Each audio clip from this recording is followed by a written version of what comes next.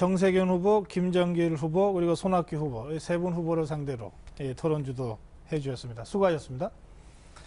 다음은 정세균 후보께 토론 주도 기회 드리겠습니다. 시작하시죠. 예, 문재인 후보와 김영환 후보한테 질문을 하겠는데요. 먼저 문재인 후보께 질문 드리겠습니다. 그 도덕적으로 완벽하다고 하던 이명박 정권이 사실은 도덕적으로 완벽하게 붕괴가 됐습니다. 그 이상득 전 의원이나 친인척 그리고 측근들의 그 사법 처리를 보면서 참담한 생각을 금할 수가 없습니다. 정권 임기 말마다 친인척 비리가 끊이지 않는 이유가 무엇이고 이런 일이 재발되지 않도록 앞으로 대통령과 여당은 어떻게 해야 되겠는지 간단하게 좀 말씀해 주시죠. 예, 그렇습니다.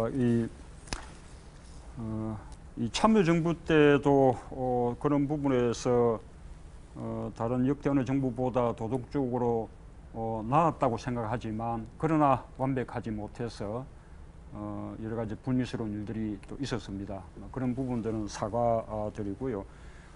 우선 대통령의 의지가 대단히 중요하다고 생각합니다. 그래서 제가 지난번에 제안할 때는 우선 우리 하는 후보 단계 때부터 정치 자금도 다 공개도 하고 그 다음에 심지어 형제 자매들의 재산 상황도 함께 공개를 해서 재임 중 그다음에 퇴임 후까지도 그 형제 자매들의 재산이 어떻게 변동되는지를 투명하게 공개하도록 하자라는 이제 방안을 이렇게 말씀을 드렸습니다.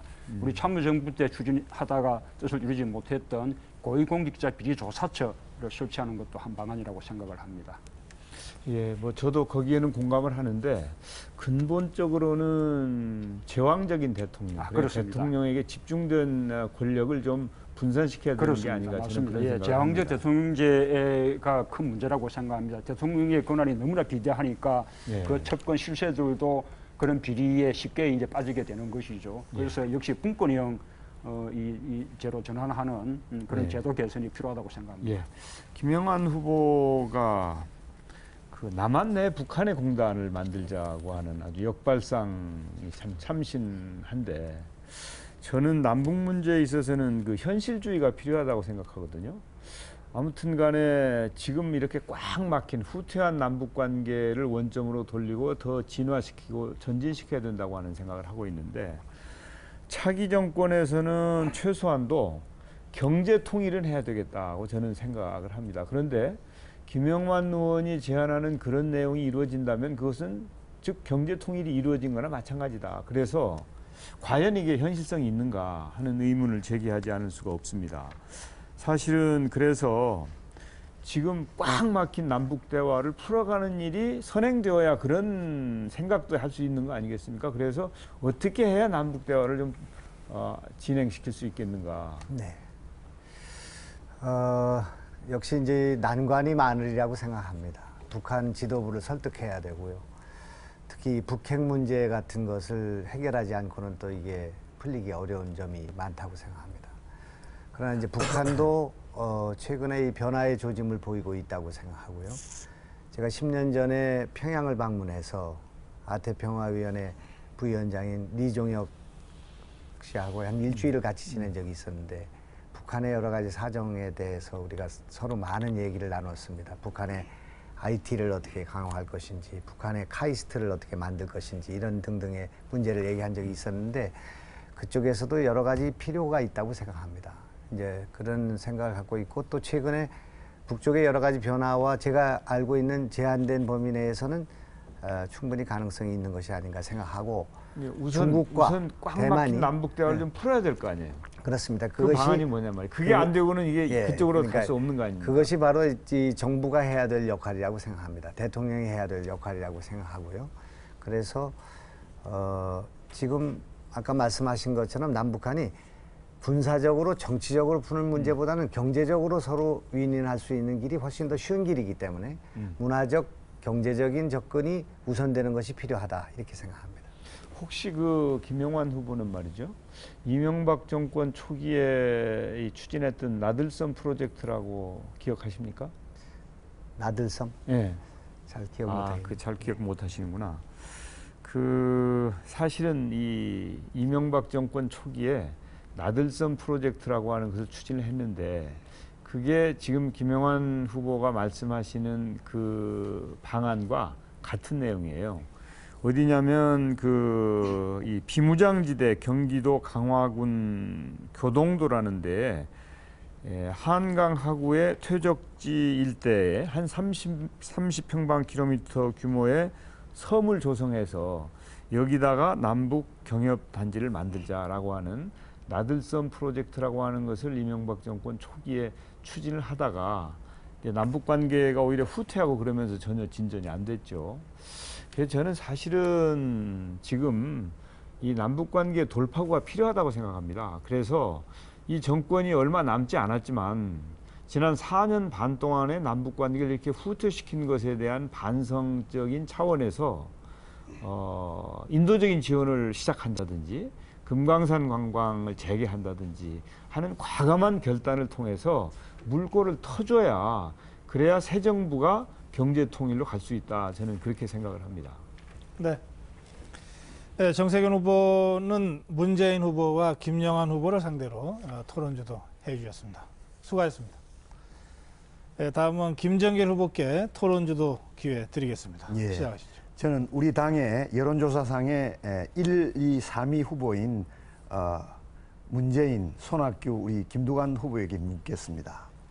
지금 우리 사회가 가장 큰 문제가 양극화가 심합니다. 그리고 우리 서민들이 굉장히 희망이 없어지는 세상입니다. 이걸 해결하기 위해서는 재벌 계획하고 어떻게 서민들이 잘 살 수 있느냐 하는 것인데 한미 FTA는 잘 아시다시피 제2의 을사늑약이라고도 이야기를 하고 또 작년 정기국회에서 새누리당이 날치기 한 법안입니다. 여기에는 많은 경제 주권과 사법 주권이 침해되고 있고 많은 독소조항들이 있습니다. 이게 되면 1% 재벌에게는 덕이 되는데 우리 99% 서민에게는 상당히 어렵고 앞으로 치명적인 악영향을 끼칠 수도 있습니다. 이 문제를 새누리당의 박근혜 대표가 똑같은 생각을 가지고 있어요. 재협상하겠다. 그런데 그건 사실 허구입니다. 제가 알기로는 미국과의 이 한미 FTA 재협상이 왜 안 되느냐. 우리가 협상을 할 때는 협상권을 미국 행정부가 가지고 있었는데 지금은 미국 그 행정부의 협상권을 미국 상하원이 가지고 있습니다. 그럼 우리나라 대통령이나 장관들이 상하원을 찾으면 전부 설득을 해야 가능한데 사실상 불가능한 것을 재협상을 하겠다고 그럽니다. 그런데 우리 국민들의 자존심이 상하고 미국하고 우리하고의 현격한 이런 균형이 맞지 않는 이런 것 같으면 또 우리 서민들에게 피해가 되는 것 같으면 당연히 폐기하고 다시 하면 됩니다. 우리 한미 FTA 24조 5항에 보면 대통령이 당선돼가 사인해가 보내면 그것은 6개월 후에 효력이 정지됩니다. 다시 또 동등한 자격의 FTA를 막으면 됩니다. 저는 FTA 자체를 반대하는 것이 아니라 이 FTA의 많은 독소조항, 문제점 이것 때문에 이걸 반대하는 것입니다. 그런데 설령 세 분의 주장대로 FTA를 재협상을 하려 하더라도 미국 정부에다가 오히려 대통령 되실 분이 폐기하겠다고 해도 미국은 우리가 원하는 조건을 받아들이기 어렵습니다. 그런데 되시기도 전에 강대국이 눈치 보는 것도 아니고 그렇게 나약하게 우리가 재협상하겠다고 하면 하나도 못 얻는다고 생각합니다. 그래서 우리 국민들은 다음의 대한민국 대통령은 정말로 외국의 미국이나 중국 같은 강대국에 대해서는 당당하고 아프리카나 남미 같이 작은 나라에서는 겸손하고 우리 국민들하고 소통하면서 국민에게는 또 어떤 때로는 당당한 그런 대통령을 원한다고 생각합니다. 그런데 세 분이 박근혜 후보와 똑같은 날치기하고 제2의 을사늑약이고 국민들의 자존심을 상하게 한 이런 문제에 대해서 대통령이 되시기 전부터 강대국이 미국의 눈치를 살피는 그런 나약한 대통령이 돼가지고 우리 국민이 원하는 세상을 바꿀 수 있겠느냐. 그리고 우리는 선거에서 이길 수도 없다. 그런 점 때문에 제일 지지가 높은 세 분의 우리 당 대권 후보에게 질문을 드리는 것입니다. 여기에 대해서 문재인, 손학규, 김두관 후보의 저 순으로 말씀해 주시는데 한 예로 말씀 더 드리겠습니다. 스위스 같은 데는 한미 FTA 체결 직전에 그 GMO라고 그 유전자 변형 농산물 하나 때문에 국민 투표를 시켜가지고 부결시켰습니다. 그렇다고 미국하고 그거 안 했다고 해서 스위스가 지금 큰 문제가 있는 거 아닙니다. 나는 좀 당당한 자세로 미국에 임해 줬으면 좋겠습니다. 두 분 중에 누가 앞으로 대통령이 되실지 모르겠지만 세 분 중에 그런 점에서 제가 이 질문을 드리는 것입니다. 남은 시간에 세 분 답변을 듣겠습니다. 한미 FTA에 대해서 이명박 정부가 재협상을 통해서 계약을 한 것도 유감스럽고요. 국민들 동의를 충분히 얻지 못한 채 비준을 강하게 한 것도 유감스럽고 또 피해 분야에 관한 보전 대책이 부족한 것도 유감스럽습니다. 그러나 일단 그렇게 비준이 된 이상 그냥 폐기를 주장하는 것은 무책임하다고 생각을 합니다. 일단 준수를 하면서 문제되는 독소 조항을 재협상을 해서 고쳐 나가야 되는 거라 생각하고요. 무조건 미국은 의회가 권한이 있기 때문에 안 된다 이렇게 단정할 일은 아니고 우리의 그 재협상 요구가 얼마나 합리적이고 국제적으로 수긍할 만한 것이냐 거기에 달렸다고 생각하죠. 그래서 재협상은 해봐야 할 문제지 해보기도 전에 재협상은 안 될 것이다 알겠습니다. 라고 단정할 일은 아니라고 손학규 생각합니다. 후보입니다. 예.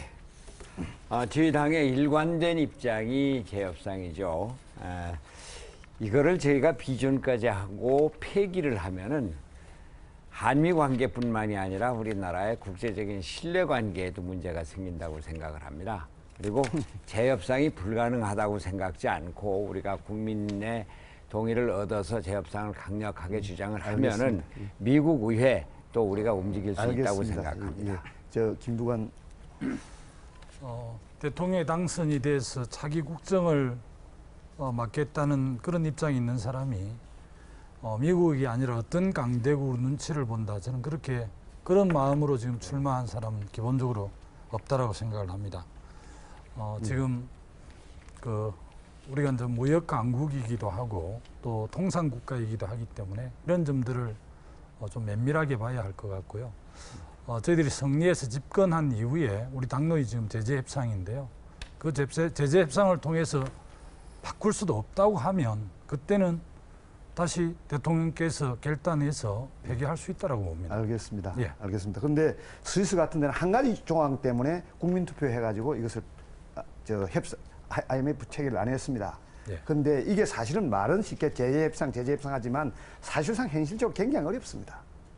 그리고 이 몇 개월 동안에 우리 농민들이 받는 피해라든지 중소기업이 당하는 피해 그리고 재벌들의 덕대는 이런 조항들이 대단히 문제입니다. 혹시 세 분들이 한미 FTA 조항을 낱낱이 한번 좀 챙겨보셨는지 그걸 제가 되묻고 싶습니다. 너무 쉽게 생각하시는 것 같습니다. 네, 고맙습니다. 네, 김정일 후보는 문재인, 손학규, 김동완 세 후보를 상대로 토론주도 하셨습니다. 수고하셨어요. 자, 다음 순서는요. 김영환 후보께 토론주도 기회 드리겠습니다. 시작하시죠. 저는 문재인 후보님 그리고 손학규 후보님께 여쭙겠습니다. 민주당의 화병의 근원은 민주당의 분당에 있다. 저는 그렇게 생각합니다. 그러나 대통령께서 취임하자마자 노무현 대통령께서 취임하자마자 2003년 3월에 대북 송금 특검 수용을 함으로써 김대중의 화병이 시작되었다. 민주당의 분당이 잉태되었다. 이렇게 생각합니다. 제가 이 글을 읽다가 눈물이 나왔습니다. 김대중 평전인데요. 노무현의 사람들은 국민의 정부와 거리를 두려워했다. 측근들은 김대중 산맥 속의 노무현산이 되는 것을 경계했을 것이다. 현직 대통령이 전직 대통령의 가슴을 쥐어 뜯었다. 김대중을 벼랑 끝으로 몰았다. 특검 수용은 국민의 정부 사람들이 줄줄이 불려가 죄인 취급을 받았다. 김대중은 비탄에 빠졌다. 치과하며 누구도 만나지 않았다. 한 번은 모두 내 책임이라며 특검 수사본부에 직접 나가겠다고 집을 나섰다. 비서들은 어찌할 바를 몰랐다. 김대중은 시름시름 앓기 시작했다. 식사를 거르고 말수가 줄어들었다. 김대중은 더 이상 버티지 못했다. 2003년 5월 10일 구급차에 실려갔다. 심장 혈관이 막혀 피가 돌지 않았다. 곧바로 심혈관 확장 수술을 받고 신장 혈액 투석을 처음으로 받았다. 체력이 약해 혼수 상태가 지속됐다. 신장 기능을 잃어버린 김대중은 그때부터 기계에 의존해서 연명했다. 김대중이 체력을 어느 정도 회복한 것은 그의 가을이었다 하는 그 김대중 평전의 한 대목입니다. 그런데 제가 오늘 놀란 것은 우리 문재인 후보께서 민정수석으로 계셨을 때 특검 결과에 불법이 드러나면 DJ를 사법 처리하겠다 하는 기사가 제가 발견이 됐습니다. 만약 이것이 사실이라면 김대중 특검 과정에서 불법이 드러나면 DJ를 사법 처리하려고 한 분이 민주당의 대선 후보가 될 수는 없는 것 아닌가 하는 그런 생각을 갖습니다.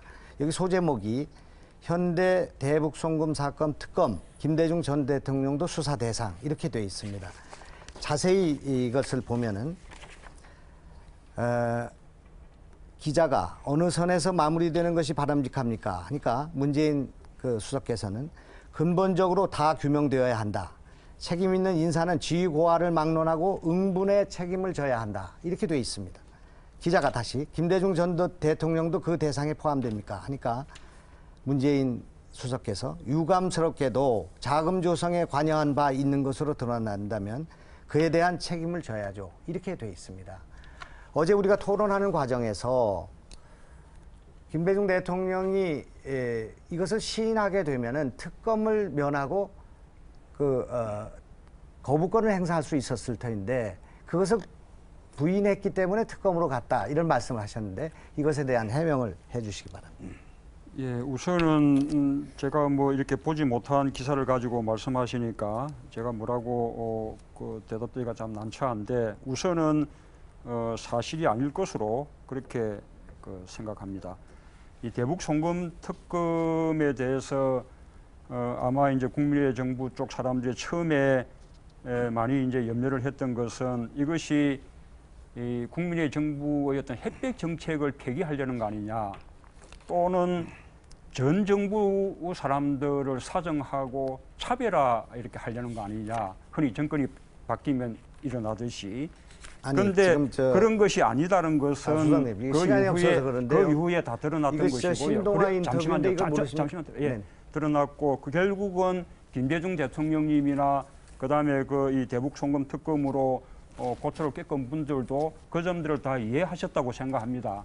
김대중 대통령께서도 노무현 대통령 서거 때 그 평생의 동지를 잃었다라고 하셨고 내 몸의 절반이 무너진 심정이다라고 하시지 않았습니까?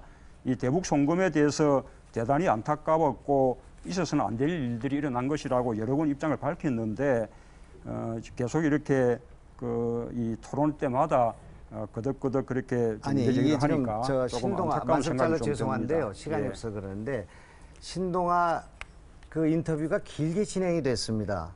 이거 2003년 3월 14일 날 진행이 되었고 외교통상부 건물에 마련된 민정수석실에서 신동아 기자가 대북 송금 특검에 대해서 질의한 건데 이걸 모르실 리가 있겠습니까?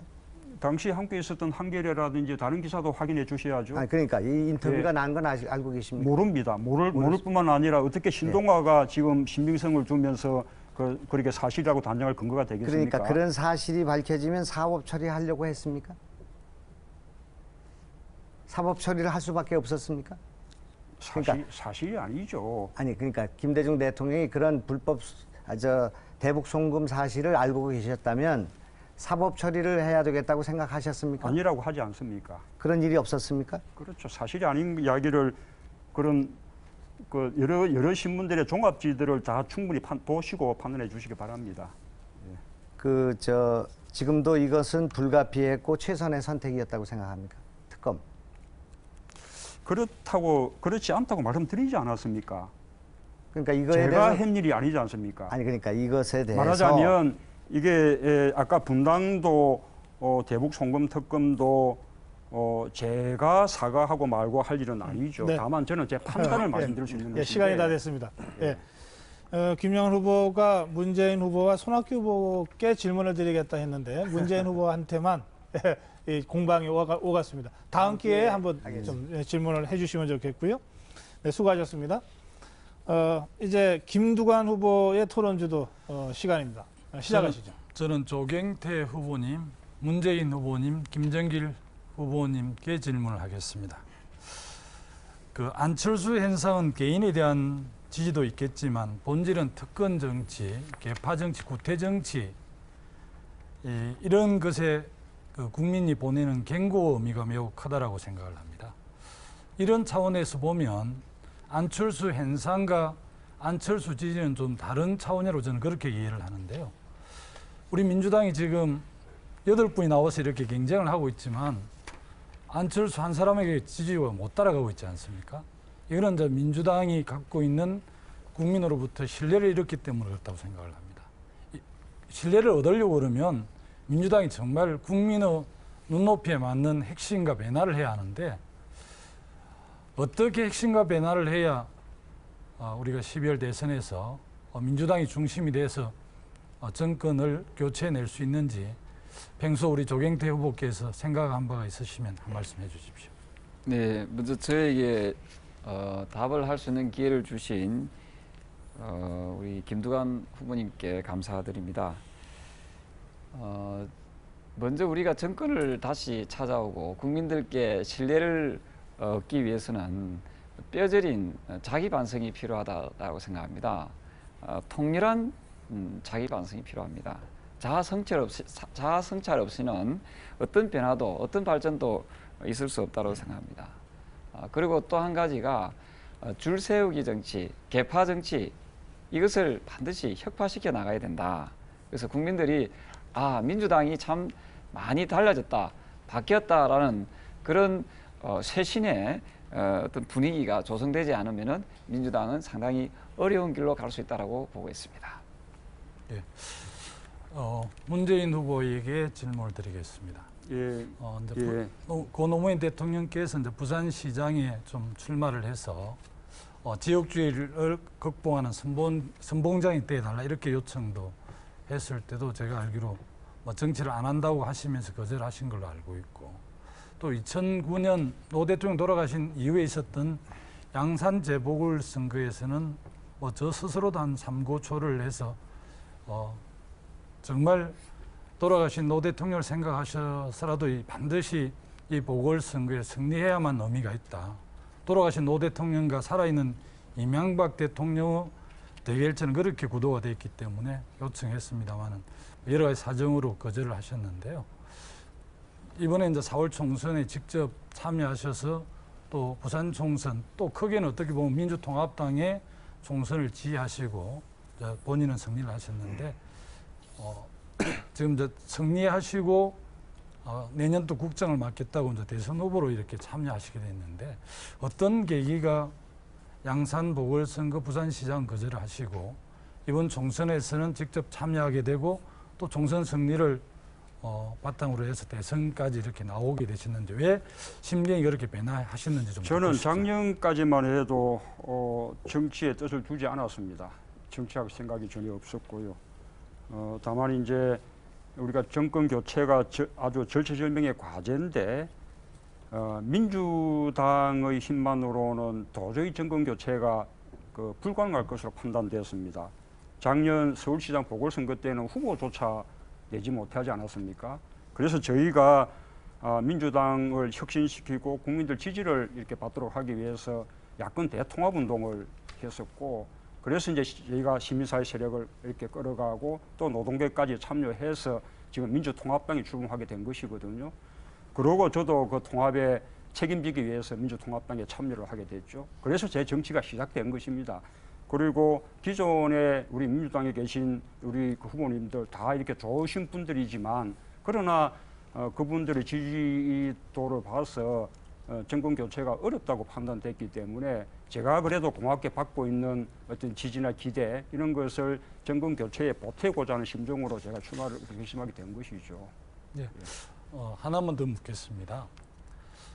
우리 당이라든지 바깥에 있는 상당수 사람들이 친노 패밀리가 상당히 패권적으로 당의 공천에도 관여하고 또 부산에 단수 공천함으로 해서 실질적으로 부산에서 한 5, 6석 정도 얻을 수 있었던 기회가 있었는데, 오히려 친노 패밀리가 패권적으로 공천 내지 이 개파 정치를 했기 때문에 총선에서 패배했다, 이런 평가들이 상당히 많은데 그 평가에 대해서는 어떻게 생각하십니까? 이 단수 공천은 저도 대단히 잘못된 것이라고 생각했고 그 당시에 이미 비판한 바가 있었습니다.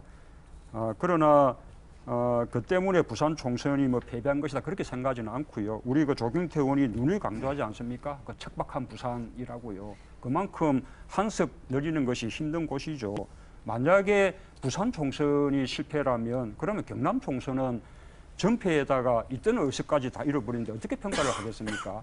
부산, 경남은 어려운 곳이기 때문에 의석 한 석 늘었다 안 늘었다 이게 그 평가할 것이 아니고 얼마나 득표율이 늘었고 우리가 얼마만큼 좀 더 다음 대선 때 희망을 갖게 됐느냐 그게 중요하게 평가되어야 제가 마무리하겠습니다.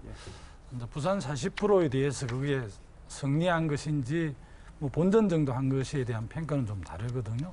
그 전에 2004년 총선에서도 거의 40% 가까이 했고 김정길 후보께서 출마한 2010년 부산시장 선거에 45% 정도 했습니다. 네. 김정길 장은 그 질문은 다음 주 1대1 그러시죠. 예. 죄송합니다. 예, 김두관 후보는 조경태 후보와 문재인 후보를 상대로 토론주도 하셨고요. 김정길 후보한테는 다음에 하시겠다고 그러셨습니다. 1대1 질문하겠습니다. 네, 다들 그 고생하셨습니다. 이제 그 1대1 자유토론 시간으로 넘어가겠습니다. 이제 상대 후보 한 명을 지목하고 질문하고 답변 듣는 건데요. 한 번씩만 기회를 드립니다. 질문 1분 하시고 답변 1분 듣는 걸로 재반론이 없으니까요. 그렇게 아시고 1분씩 시간을 써주시기 바랍니다. 그러면 이 순서는 손학규 후보부터 시작되겠네요. 시작하시죠. 조경태 후보께 질문을 드리겠습니다. 방금도 말씀 나왔지만 정치적으로 어려운 지역에서 3선을 하시다 보니까 역시 민생 문제에 대해서 상당히 정통하신 것을 토론을 통해서도 느낄 수가 있습니다. 민생이 어려운데 저로서는 민생의 첫째는 역시 일자리다 이렇게 생각을 하고 제가 대통령이 되면은 완전 고용 국가를 만들어야 되겠다. 고용률을 지금 60%에서 70%로 올려야 되겠다. 이를 위해서는 중소기업에 좋은 일자리를 만드는 것이 필요하다고 생각을 하고 중소기업에 대한 여러 가지 지원책 또 노동시간을 단축해서 일자리를 늘리는 일 또 비정규직의 정규직화를 하는 일 이런 것들을 생각을 하고 있는데 우리 조경태 의원께서는 이에 대해서 어떻게 생각하시고 또 네. 민생 문제를 어디서부터 시작하실지 여쭙고 답변하시죠. 싶습니다. 네, 고맙습니다. 민생 문제를 풀려면은 가장 근원적인 그 원인을 찾아야 됩니다. 우리나라가 지금 세계 수출 7위 국가라고 합니다만은 대기업과 재벌들이 지금 그 부를 독식하고 있습니다. 즉 다시 말씀드려서 민생 문제를 풀려면은 반드시 거쳐야 될 단계가 재벌 개혁입니다. 재벌 개혁을 통해서 대기업과 중소기업이 지금의 수직적인 관계가 아니라 수평적인 관계를 가지도록 해야 됩니다. 그리고 이 수평적인 관계를 통해서 중소기업을 더 강하게 키워야 된다고 생각합니다. 그래서 저는 중소기업부를 제가 대통령이 되면은 반드시 설치하겠다라는 말씀을 드립니다. 지금의 대기업의 구조를 가지고는 더 이상의 고용 창출을 늘려낼 수가 없다. 중소기업을 통해서 많은 일자리를 양질의 일자리를 저는 창출해낼 수 있다라고 보고 있습니다. 네, 고맙습니다. 다음은 박준영 후보께서 상대 후보를 지목하시고 질문하시죠. 네, 아까 우리 김두관 지사님께 예, 한다고 그러셨죠. 그랬는데 그 시간에 못해서 드리겠습니다. 저희들이 벌써 12시간 넘었으니까 어제가 됐네요. 저희가 부산에서 당원들과 함께 우리가 연설을 가졌습니다. 제가 거기 갔다가 김 지사님을 위해서 굉장히 열심히 일을 하신 분인데 그분들 얘기를 듣고 제가 좀 충격을 받았습니다.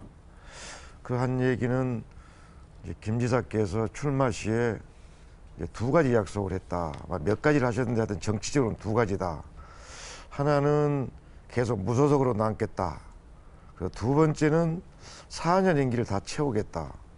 그래서 제가 4년 임기는 다 채우는 건데 왜 4년 임기 채우겠다는 질문을 약속을 하셨냐 그랬더니 다 그때 대선에 나갈 준비를 하고 계신 것 같았다. 그래서 질문을 했다고 합니다. 그래서 여기서 문제는 이런 약속을 하셨는지 했다면 어기는 셈이 되고 그럼 지사 되기 전부터 그럼 대선 준비하셨는지 예, 답변하십시오. 예. 제가 이제 4년 동안 계속해서 도정을 잘 마무리하겠다 이런 약속을 안 했지만 지사에 출마한 그 자체가 무언의 약속이기 때문에 약속을 어기게 된 것이고요. 이제 무소속 문제는 좀 차원이 다른데요. 이제 2010년 6.2 지방선거에서 저희들이 이제 민주당, 민노당 또 그 국민참여당과 시민사회가 이 야권 단일화 후보를 할 때 민주당조차도 제가 민주당에 들어오지 말고 무소속으로 해서 우리가 승리하는 선거를 한번 하자 이렇게 해서 오히려 요구에 의해서 그렇게 된 것입니다. 저는 뭐 기본적으로 민주정치가 이제 정당 정치고 대의 정치이기 때문에 그때도 제가 도정을 보는 동안 가능하면 당직을 안 갖겠다. 왜? 제가 충분히 당을 만들거나 또 저와 뜻을 같이 하는 당에 제가 몸을 실을 가능성을 미리 예견하고 있었기 때문에 그렇게 말씀드렸지만 도민들께서는 가능하면 이걸 별 기억하는 도민들이 없으시더라고요. 그러다 보니까 그렇게 된 것 같습니다. 네, 답변 잘 들었습니다. 자, 다음은 조경태 후보 순서군요. 네, 우리 김정길 후보님께 질의를 하나 드리겠습니다. 지금 한국 경제가 상당히 위기상입니다. 일자리도 많이 잃어가고 있고, 그리고 우리 서민들한테는 상당히 희망이 없다라고 이야기합니다. 제가 전국을 쭉 다녀보면은 진짜 못 살겠다 할아보자, 이런 어떤 아주 피를 토하는 심정의 그런 말씀을 많이들 주시는데요. 그래서 내수시장이 어떻게 하면 활성화를 시킬까에 대해서 제가 많은 고민을 하고 있습니다. 수출은 우리가 많이 되고 있습니다만 그만큼 또 대외 의존도가 매우 높은 나라이기도 합니다. 대외 의존도가 거의 100%에 가까운 나라는 우리나라밖에 없습니다. 그래서 내수시장 활성화를 위해서 구체적인 방안이 있으면 말씀해 주십시오. 예, 고맙습니다. 제가 아까도 잠깐 말씀드렸습니다만은 우리는 지금 수출은 많이 되는데 우리 서민들이 소비를 하려고 해도 소비할 여력이 없습니다. 그렇기 때문에 나는 성장 위주의 앞으로 경제정책 가지고는 절대로 이 양극화 현상을 못 이긴다 안 된다고 생각합니다. 그래서 우선 복지 정책을 써가지고 서민들이 없는 사람들이 소비를 진작시킬 수 있어야 소비가 늘어나야 생산이 늘어나고 생산이 늘어나야 나라 경제가 살아납니다. 바로 이것이 브라질의 룰라 대통령이 썼던 정책 중에 하나입니다. 그러나 브라질은 개발도상국이 돼서 돈을 나눠주는 복지를 했지만 우리는 그런 복지를 해서는 안 되고 일자리를 만들어서 일할 수 있는 사람들이 일하게 해주는 것이 최고의 복지라고 생각합니다. 서민들이 소비할 수 있는 여력을 키워주는 것, 그것이 내수시장을 진작하는 최고의 길이다. 이렇게 생각합니다. 그러기 위해서도 한미 FTA는 반드시 폐기돼야 된다 하는 것이 그건 조경태 의원님이나 저나 같은 생각이라고 저는 생각을 합니다. 네, 답변 잘 들었습니다. 이제 정세균 후보께서 시작하시죠. 예, 김두관 후보한테 질문하겠습니다. 이건 제 생각인데 그 이명박 대통령은 여의도 정치를 참 싫어하시는 것 같아요. 이제 의회를 가능하면 멀리 하려고 하는 게 아닌가. 한마디로 정치를 싫어하고 타협을 싫어하는 것 같다. 그래서 18대 국회는 제가 보기에는 역대 최악의 국회가 됐죠. 난장판이 되고 항상 싸움만 나는 그런 국회가 됐는데 대통령은 저는 정치의 정점에 서 있는 자리라고 생각합니다.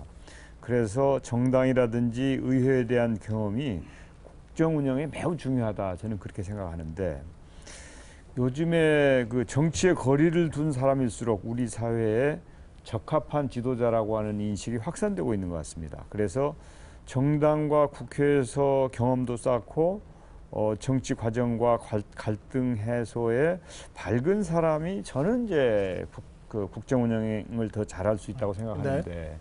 김 후보는 여기에 대해서 어떻게 생각하십니까? 정세균 후보님 견해에 전적으로 동의를 하고요.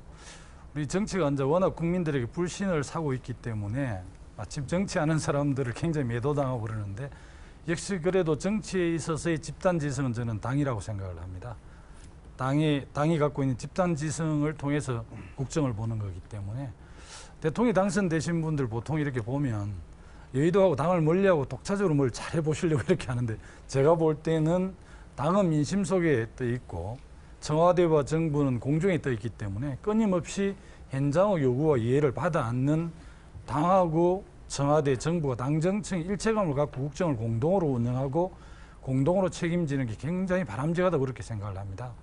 물론 우리 권력구조가 내각 책임제가 아니긴 하지만 내각 책임제에 준하는 당정청의 일체감, 저는 국정 운영하는 데서 매우 중요하고 국회와 정부와 청와대가 함께 국정을 해야 한다고 생각을 합니다. 네, 답변 잘 들었습니다. 자, 다음은 김정길 후보께서 하시죠.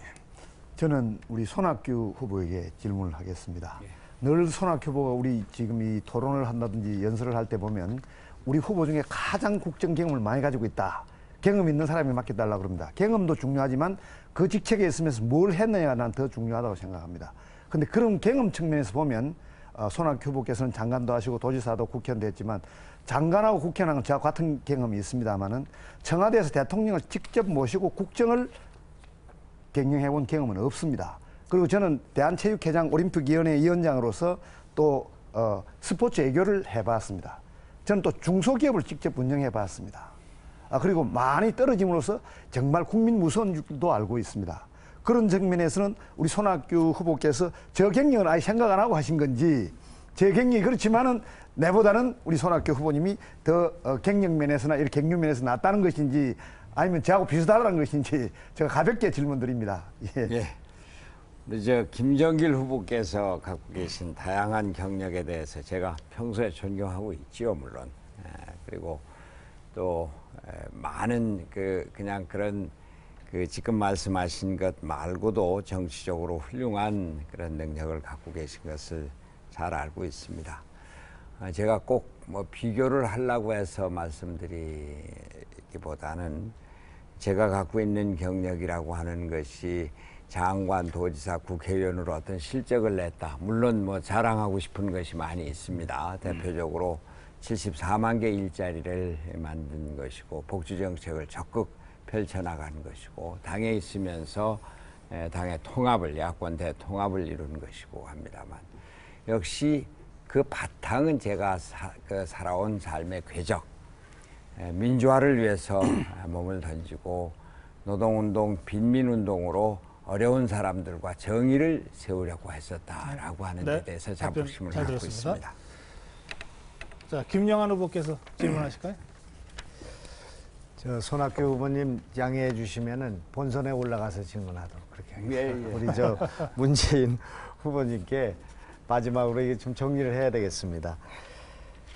문재인 후보께서는 특검이 아닌 검찰 수사는 더 문제가 될 것이기 때문에 특검을 수용했다는 식으로 말씀을 하셨는데 제가 자료를 찾아보니까 김대중 대통령 담화문에 감사원과 검찰은 수사를 유보하기로 결정했다 하는 규정이 나오고 있습니다.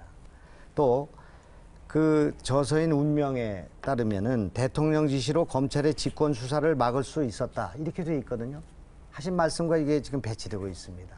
또 하나는 그 김대중 대통령이 지시 또는 묵인했다는 사실을 인정해 줘야 거부권을 행사할 수 있는데 그것을 하지 않았기 때문에 이 특검을 할 수밖에 없었다 이렇게 말씀하셨는데 아까 말씀하신 것처럼 만약 이것을 인정했다면 사법 처리를 하겠다 이렇게 한 내용과 배치되고 또 인정하지 않았기 때문에 또 네. 거부권을 마무리해 주시죠. 그래 그거에 대한 의견을 좀 듣고 싶습니다. 답변하시죠. 예, 우선은 그 당시 검찰의 수사 유보는 요즘도 늘 하듯이 특검이 논의됐기 때문에 특검 할 때까지는 수사를 유보한다는 그런 뜻이었고요. 만약에 특검이 이제 하지 않는 것으로 되면 검찰은 다시 수사를 해야 되는 거죠.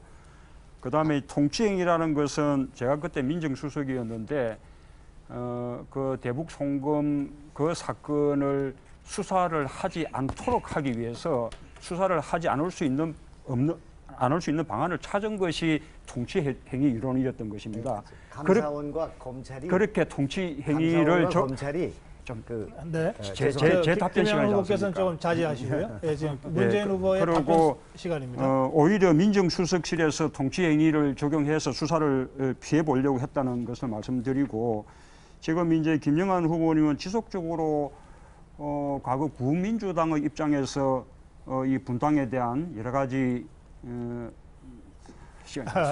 시간이 다 됐습니다. 죄송합니다. 이번에는 김두관 후보 순서군요. 아까 한 분 지목하시고요. 질문 못한 김정길 장관 그러시죠. 후보님께 질문하겠습니다. 어제 그 강주 토론회에서 이제 성장과 복지는 함께 갈 수 없다라고 이렇게 말씀을 하셨습니다. 저는 이제 후보님과 좀 생각이 다른데요. 우리가 이제 성장을 하려면 반드시 성장의 토양이 되는 평등의 기반을 좀 확보해야 하고 특히 이 보편적 복지가 필요하고 경제 민주화가 이루어져야 한다고 생각을 합니다. 또 사회 양극화가 해소돼야 성장이 가능하거든요. 특히 이제 복지와 성장의 선순환이 잘 된 나라가 이제 북구 모델이고 독일 같은 경우가 그런 케이스인데 저는 물론 지금 박정희식 성장 패러다임은 지금 필요 없지만 저는 충분히 복지와 성장이 선순환 구조가 가능하다고 보고요. 우리 국민들이 이제 성장에 대한 기대도 꽤 있지 않습니까? 그리고 이 복지도 중요하고 그래서 이 선순환 구조가 가능하다 보는데 후보님께서는 좀 불가능한 것처럼 말씀하셨어요. 예. 그 부분에 대해 좀 답변 예, 부탁합니다. 복지와 성장이 내가 그거는 허구다라는 이야기를 했는데요. 그 말은 무슨 이야기냐면 우리 정부들이 계속 성장 쪽을 말하면서 성장 쪽에 더 치중을 합니다. 노무현 대통령도 성장을 치중하다 보니까 실패한 면이 있습니다. 그래서 전부 다 복지를 하면서 성장을 앞세우기 때문에 그렇게 이야기한 겁니다. 적어도 복지가 우선되고 그게 부수적으로 성장이 따라가는 것이 앞으로 이 문제를 해결할 수 있다는 그런 취지로 제가 말씀드린 것입니다. 근본적으로 완전히 별개의 것은 아니지만 적어도 복지가 먼저 우선돼서 정책이 이루어져야 그게 성장이 부수적으로 따라갈 수 있는 것이다 하는 점을 제가 강조해서 말씀드렸다는 것을 말씀드립니다. 예. 네, 짧게 답변을 해주셨네요. 예. 예, 이제 마지막으로 문재인 후보께서 질문하실 순서군요. 예, 저는 김정길 후보님께 질문 드립니다. 아까 우리 김정길 후보님 뭐 지역주의 이 정치 타파 위해서 늘 그렇게 애써 오셨다는 말씀을 제가 드렸었는데 그래서 이제 노무현 그 대통령과 함께 이 영남 지역에서 이렇게 민주당 간판으로 당선되는 것 자체가 이 지역주의 정치를 무너뜨리는 길이라고 보고 두 분이 정말로 참 많은 도전을 하셨습니다.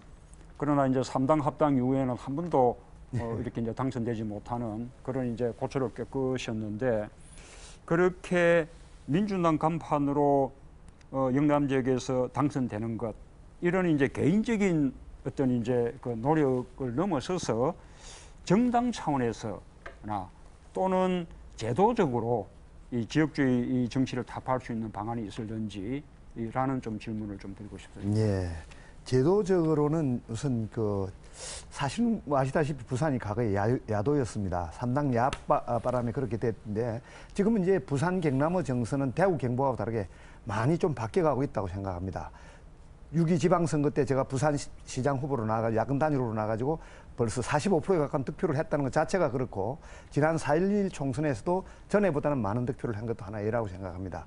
그러나 그 외에도 지역주의 극복을 위해서는 예를 들면 무슨 우리가 공천 제도라든지 또 비례대표라든지 이런 데서 제도적으로 51%와 49%가 되었으면 이것을 어떻게 반영할 수 있는 방도 같은 것을 찾는 것도 하나의 방안이라고 생각이 되는데 독일식 권역별 정당 그런 방법도 하나의 방법이고 그 외에도 예를 들면 뭐 강력으로 하는 방법도 있겠고 여러 가지 방법이 있겠습니다만 그런 것 이외에도 정부가 그런 노력을 부단히 해야 된다고 생각합니다.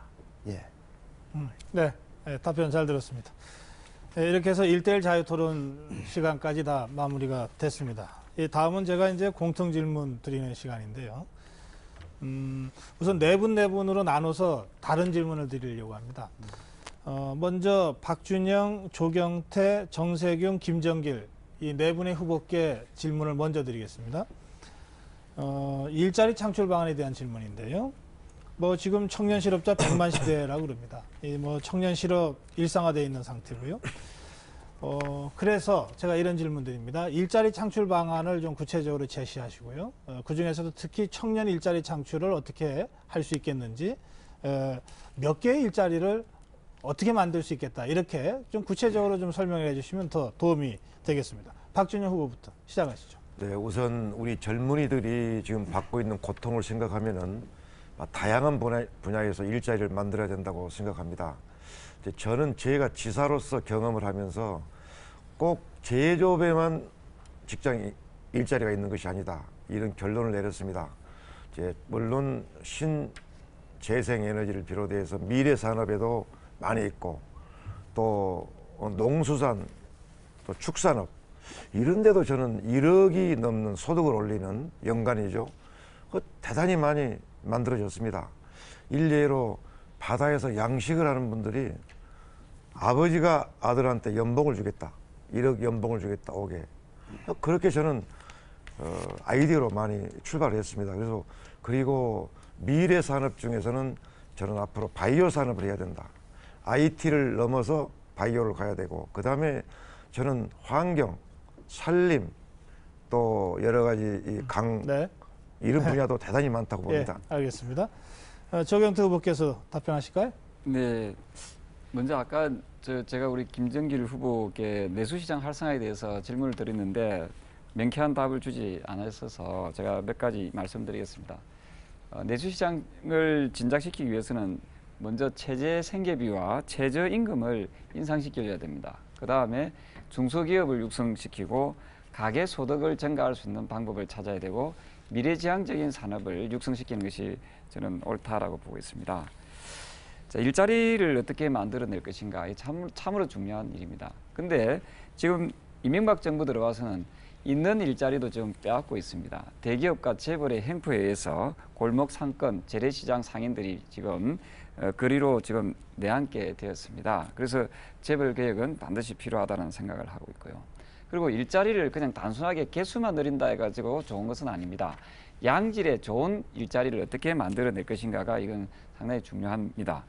저는 신재생 에너지에서 일자리를 한 네. 50만 개를 만들어낼 수가 있고요. 예. 그다음에 복지에서 답변 거기까지 듣겠습니다. 네, 네네. 시간이 다 됐습니다. 죄송합니다. 자, 정세균 후보 답변 들을까요?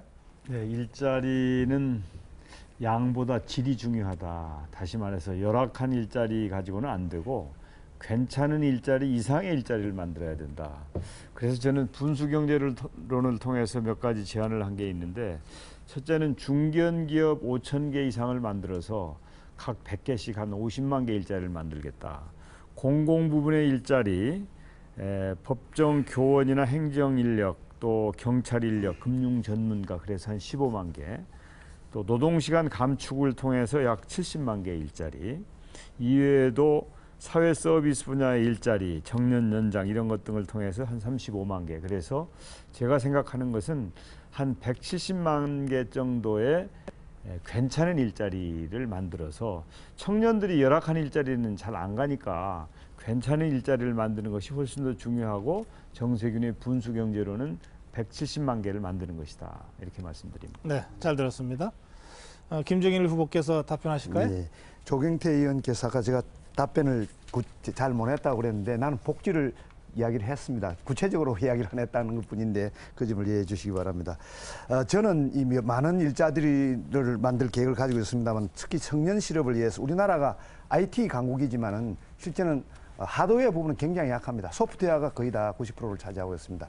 그래서 나는 미국의 구글과 같은 이런 정보 검색 회사 같은 걸 하나, 구글하고 대항할 수 있을 만한 회사를 하나 만들었으면 하는 생각을 합니다. 그래서 정부가 주도해가지고 이것을 국가 그런 정보 지식 이 큰 은행 같은 뱅크 같은 것을 만들어서 여기서 지식 정보를 사고 팔고 할 수 있도록 해야 된다고 하는데, 이걸 처음으로 하면 지금 미국의 구글이 한 3만 명 됩니다. 종업원이. 우리나라 네이버가 한 3천 명 되는데, 네이버하고 규모가 아주 다르게 구글하고 경쟁하려면 하면 첫 해에 한 5천억 정도 투자를 하면 8천 개 일자리가 생깁니다. 이것을 5년 동안 하면 네. 우리가 한 2만 개 일자리 생길 수 예. 있습니다. 말씀 잘 들었습니다. 예. 자, 이제 김영환, 김두관, 문재인, 손학규 네 분 후보께 공통 질문 드리겠습니다.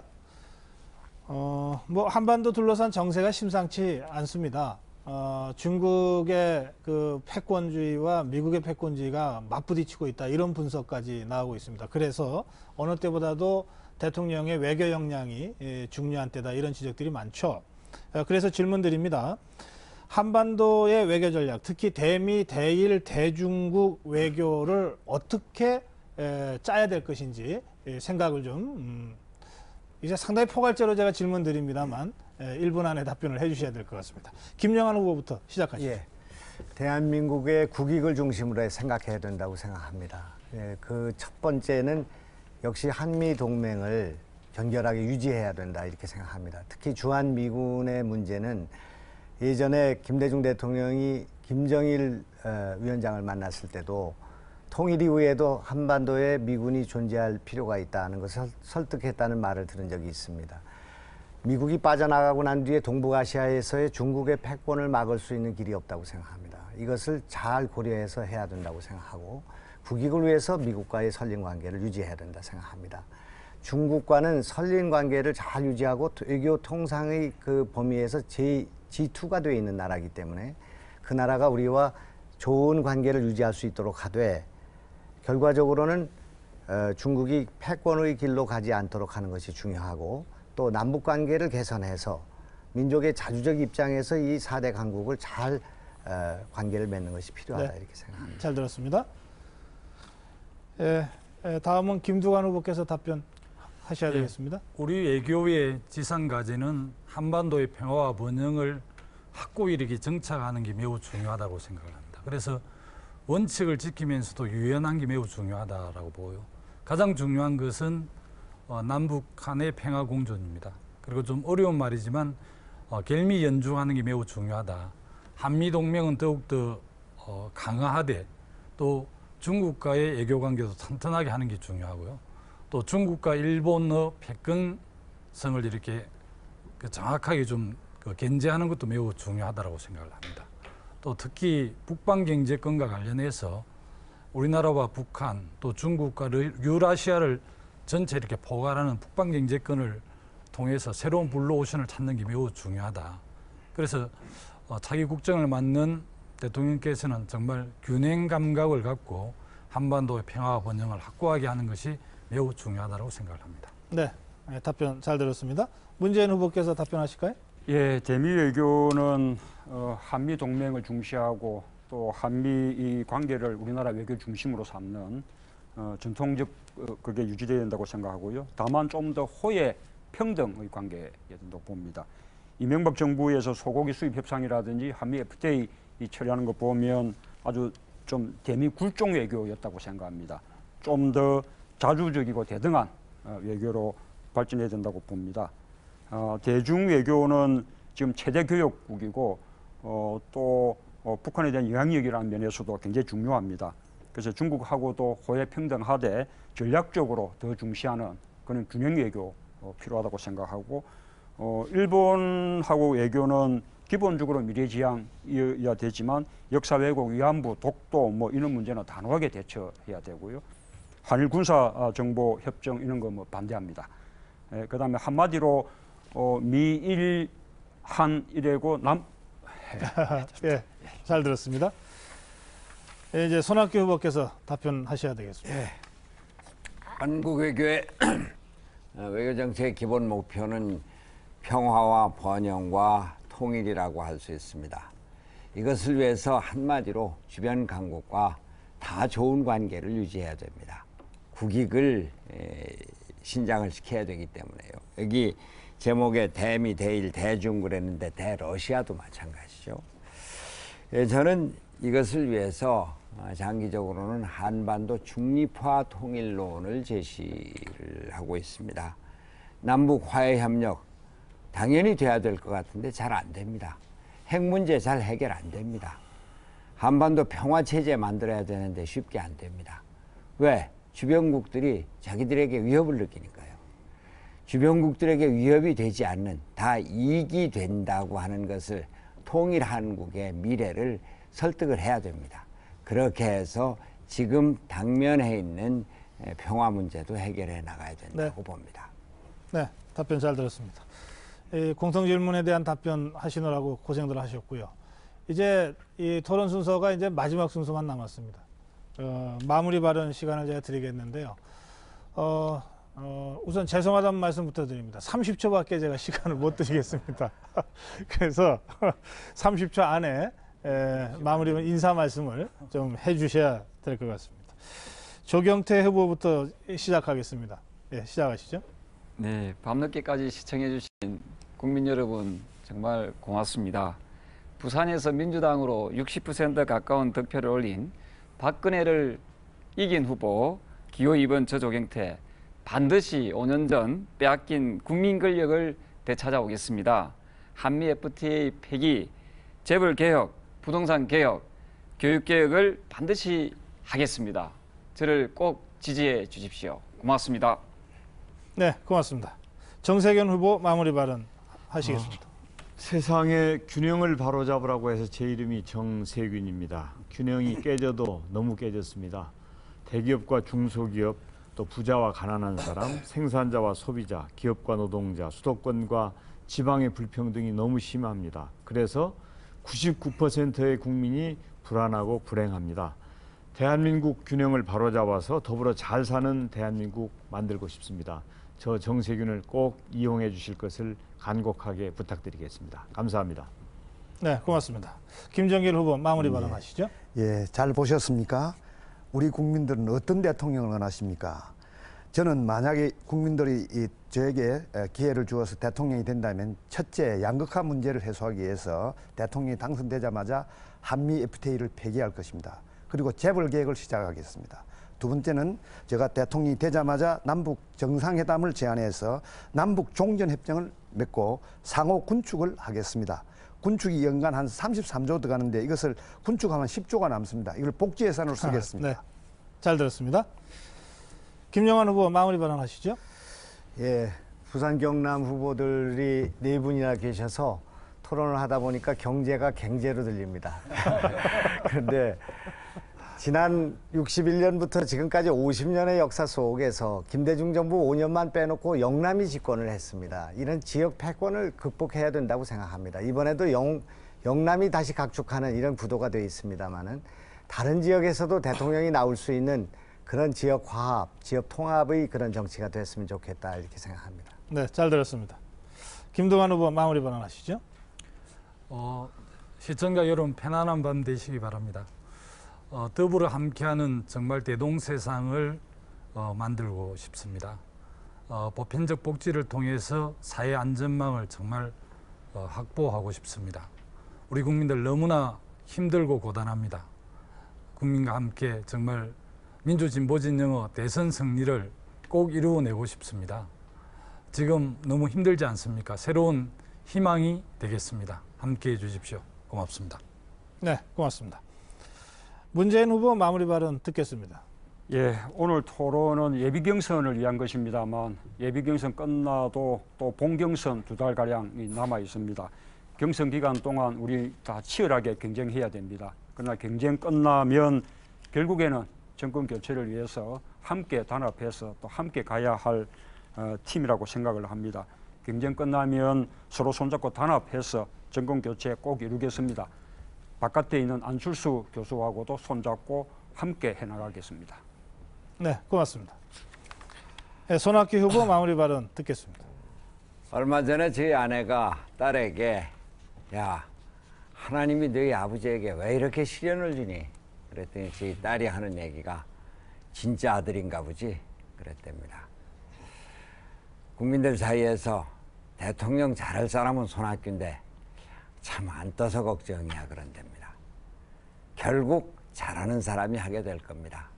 박근혜를 이길 사람, 중간층, 중도층의 표를 끌어올 사람, 손학규가 꼭 하겠습니다. 네, 잘 들었습니다. 네, 마지막으로 박준영 후보의 마무리 발언 듣겠습니다.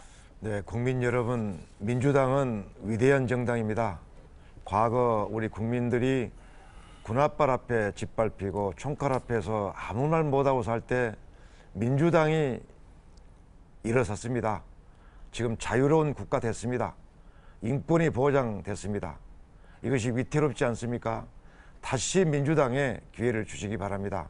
저 박준영은 정말 민주당이 갖고 있는 가치를 실현하려고 대단히 노력했고 성공하고 있습니다. 네, 잘 들었습니다. 예, 8분 후보들의 마무리 발언까지 해서 이제 모든 토론이 끝났습니다. 수고하셨습니다. 어떻게 보셨습니까? 오늘 토론에서 후보들은 모두 자신이 2012년 12월 19일 있을 대통령 선거에서 이겨서 정권 교체를 할 적임자다. 필승의 전략과 비책이 있다. 이렇게 주장하셨습니다. 또 핵심 정책과 국정 운영에 대한 비전과 전망 밝혀주셨습니다. 여러분들께서 판단하시는데 도움이 되셨기를 기대합니다.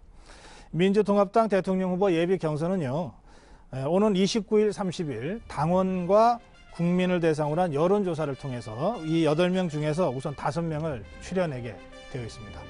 이 예비 경선에 여러분들의 참여를 호소드립니다. OBS 특집 생방송 민주통합당 대통령 후보 예비 경선 토론회 여기서 모두 마치겠습니다. 여러분 고맙습니다.